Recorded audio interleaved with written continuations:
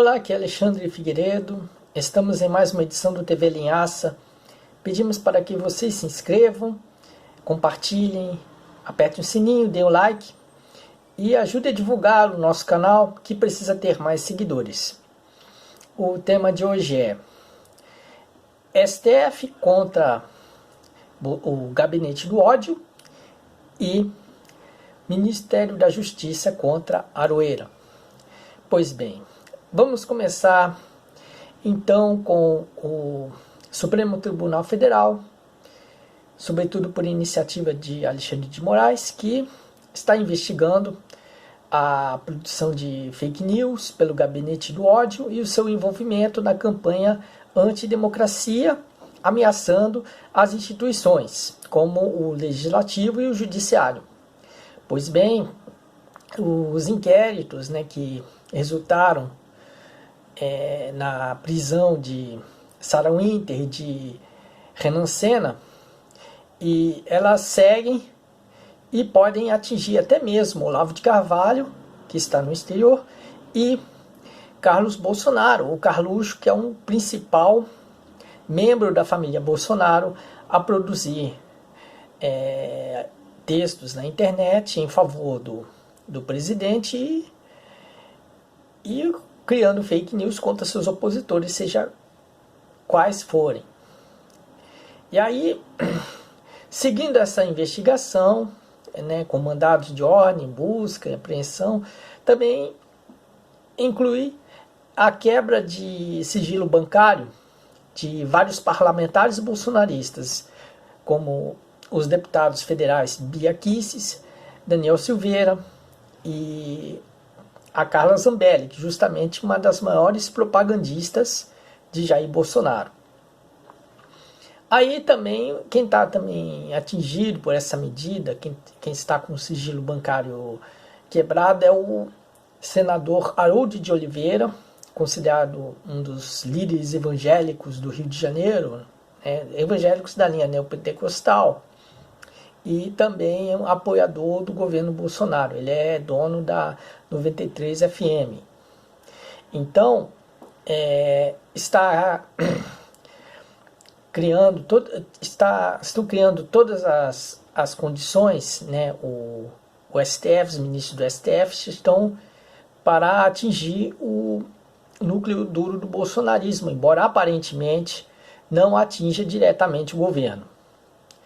Pois bem, aí os bolsonaristas que estão sendo investigados já estão começando a fazer seu vitimismo, começando a fazer ataques ao Supremo Tribunal Federal e a pregar desobediência civil, supostamente porque eles se acham, supostamente em nome da liberdade, porque eles se acham com muita razão, E aí me lembra um episódio também que eu não citei no caso da pandemia, que foi um protesto simbólico que um movimento carioca fez na praia de Copacabana, colocando várias cruzes simbolizando os mortos por coronavírus. E aí um bolsonarista, um simpatizante de Bolsonaro, um senhor de idade, de 60 e poucos anos, talvez, ou 70, não sei, mas algo próximo disso. Aí ele resolveu derrubar as cruzes e ele estava fazendo isso juntamente com outros bolsonaristas, até que um taxista que fez um vídeo comovido falando da morte do seu filho de 25 anos por coronavírus, ele recolocou as cruzes e brigou com os bolsonaristas, com toda razão, pedindo respeito aos mortos e principalmente ao filho do taxista. No vídeo, inclusive, esse taxista ele agradeceu os médicos, as equipes médicas que tentaram salvar a vida do filho. Não conseguiram, mas fizeram seu esforço, pelo menos para tentar reverter a situação. Pelo menos teve essa intenção de salvar vidas que a gravidade da doença não permitiu. Pois bem, Então, estamos vivendo num período muito delicado de conflitos entre, pelo menos dos dois lados, direita e centro-direita, com a esquerda às vezes também se envolvendo em episódios delicados. E um exemplo desses é o do cartunista Renato Aroeira, que é também um dos integrantes, né, da programação do Brasil 247. Ele tem com Miguel Paiva e com Gustavo Conde um programa que se chama Távola Quadrada. Pois bem, Renato Aroeira, que é conhecido antes pelas charges do Globo e do Jornal do Brasil, ele, que está agora publicando 247, ele fez uma charge na qual o presidente Jair Bolsonaro, né, até parodiando aquele discurso dele incitando a invasão aos hospitais, aí o Bolsonaro pintou com tinta preta as hastes do nazismo em cima da Cruz Vermelha, né, como uma alusão ao nazismo. Aí o Ministério da Justiça do governo Bolsonaro resolveu investigar o Renato Aroeira e sinalizar a sua punição, que, segundo o governo Bolsonaro, se baseia na Lei de Segurança Nacional. Pois bem, aí houve um movimento de solidariedade ao Aroeira, e o Aroeira não fez isso por exagero ou por equívoco. Por quê? Porque o Jair Bolsonaro, ele é associado de alguma forma ao fascismo, ao nazismo, pelo seu projeto autoritário, pelo seu reacionarismo extremo e antissocial. E aí, só que é jogo político também do bolsonarismo de tentar desmentir esse vínculo. E tanto que chegam a dizer que nazismo é de esquerda, né? Aquela burrice toda, esse equívoco sem pé nem cabeça.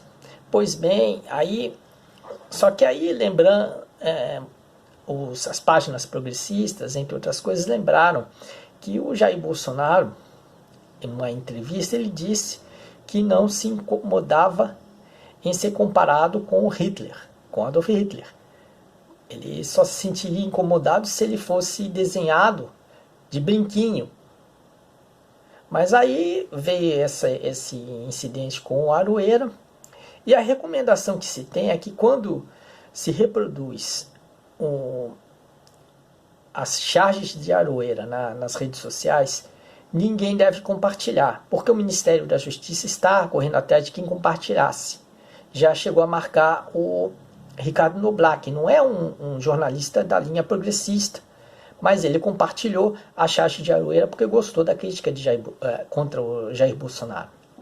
E aí, então ninguém pode compartilhar. Já tem uma charge solidária do Carlos Latuf ao Aroeira, né, também comparando o Jair Bolsonaro a Hitler. E o Carlos Latuf pediu para ninguém compartilhar, para ninguém retweetar, apenas de curtida e acabou.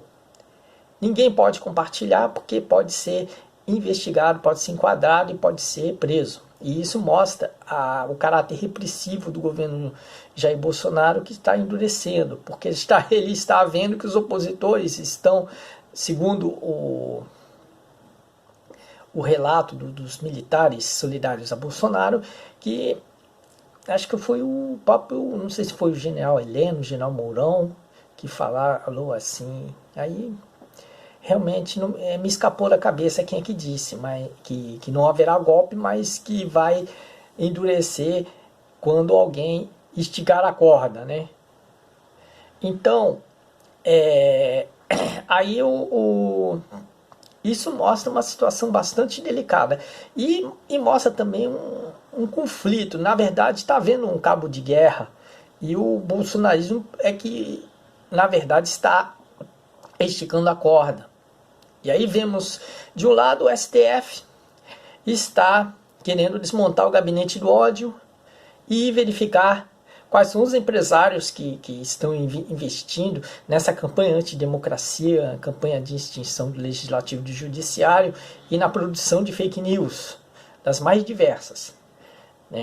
Então, é uma situação ainda bastante delicada, enquanto as cidades brasileiras veem o aumento da pandemia estourar e